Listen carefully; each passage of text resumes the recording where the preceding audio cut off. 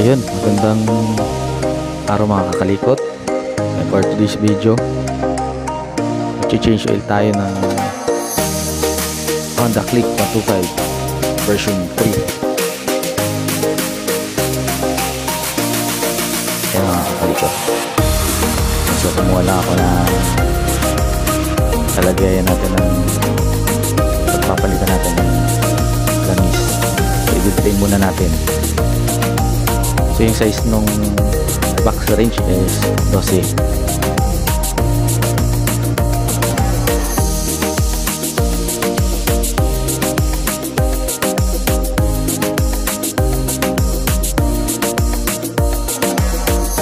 Ayan, i-drain lang natin muna yung paduming langis mga kakalikot.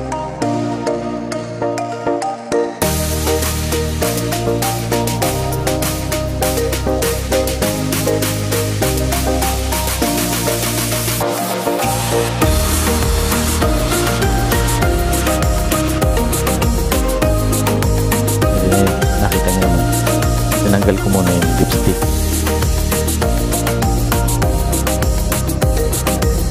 So antayin nyo lang ang ma-drain.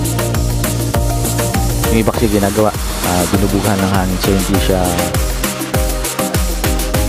advisable na bugahan ng tubig kasi may moist ang compressor, so papasok yun sa makina.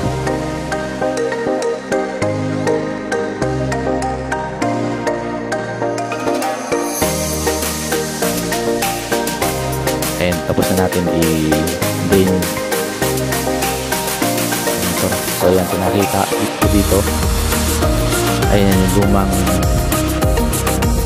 washer, yan yung drain plug washer natin. So kapag mag-change oil kayo, make sure na papalitan nyo ng bago yan kasi yan luma nyan. Pag tinort nyo na, hinigpitan, so yung pinakalabi nagkakaroon ng nakatama siya, para siya napipitik. So dapat papalitan nyo para hindi tatagas yung pang ilalim nyo. Yan kasi ang madalas.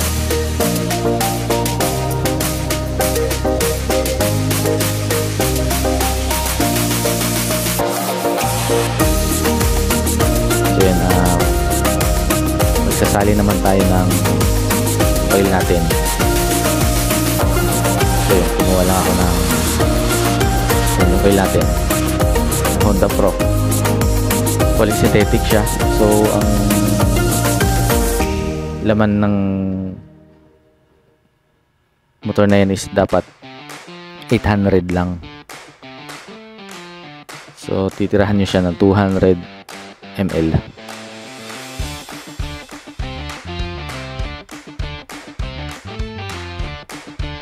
So yan, nagsali lang na tayo makakalikot.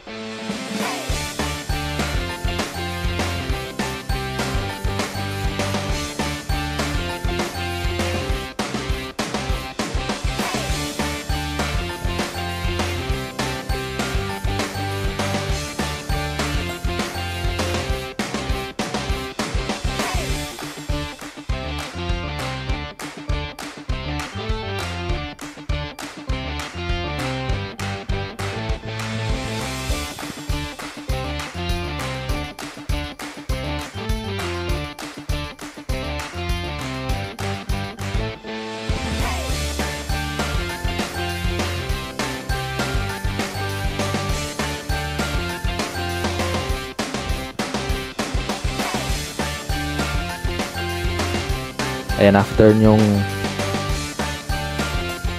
pagsali na yan, tinakpan ko na.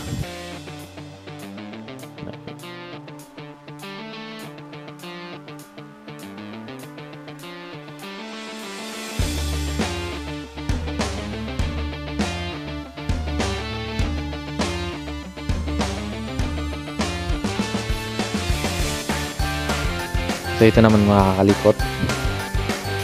Isiset natin yung kilometer kasi dapat ang setup natin is 2,000 kilometers. So set muna natin 2,000 kilometers. So pag na-reach nyo yung 2,000, automatic mag-pop up yun dun sa panel nya yung oil change. So depende yun sa langis na ginagamit kung ano yung magiging setup dyan sa